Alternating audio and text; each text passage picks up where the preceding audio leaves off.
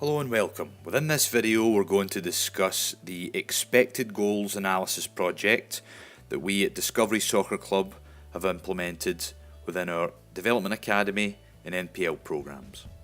So what is expected goals? In this short video we're going to look at how we achieve the expected goals metric and how we use it to aid our teams, coaches and players.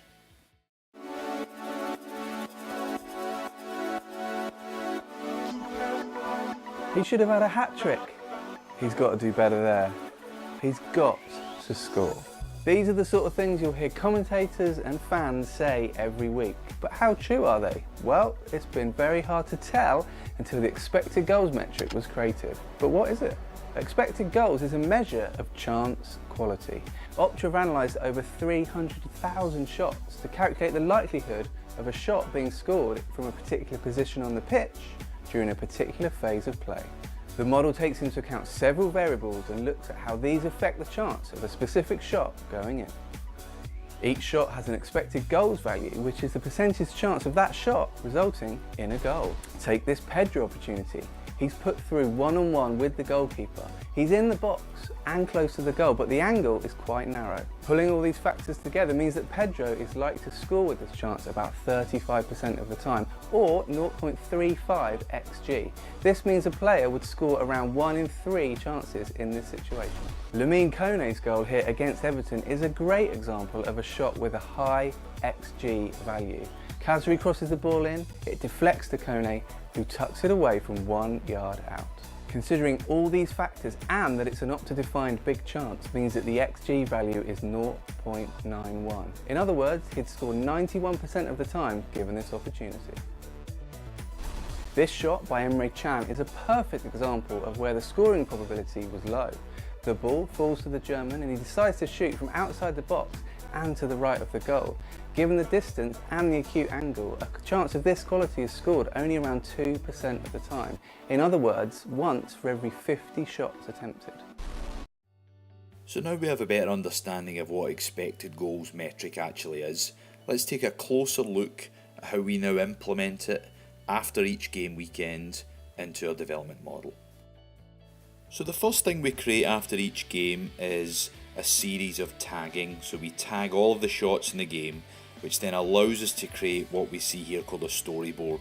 So what we do is we calculate the cumulative value through the course of the game, which gives us the little flow chart that we can start to see the ebb and the flow. So periods of the game that our chance creation was particularly high, was particularly low, where it overlaps the opponent, where we maybe had an injury or a substitute or a change of tactics or a change of circumstances in the game, maybe we went down to 10 men.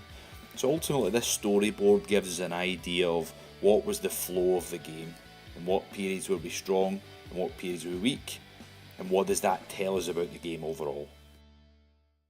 From here we can then break the game down even further into small chunks, so whether it be 10-minute increments, 15-minute increments.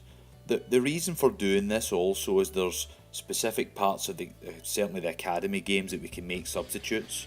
So again, we're looking at what impact has that had on the game, again whether it be a change in personnel or a change in system.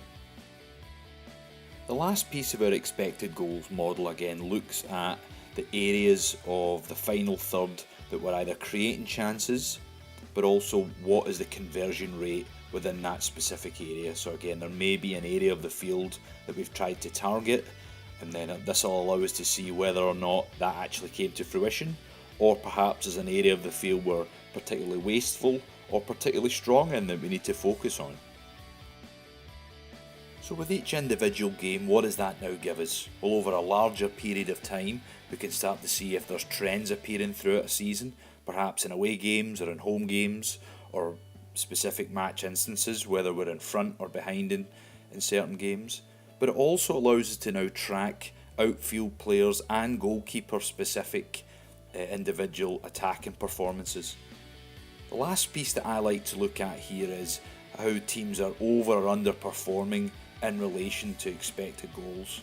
So again, the value that's attributed versus the actual outcome. And the secondary piece to that is how tactically our teams are performing whether they're defending lots in the games or attacking lots in the games, and ultimately what does that then mean for the development of the team and how they're performing. We feel this analysis project will add an extra layer to not only our development of players, but assisting coaches to allow them to understand the flow of the game and then communicate that with players as to how that works into the overall development model of the team.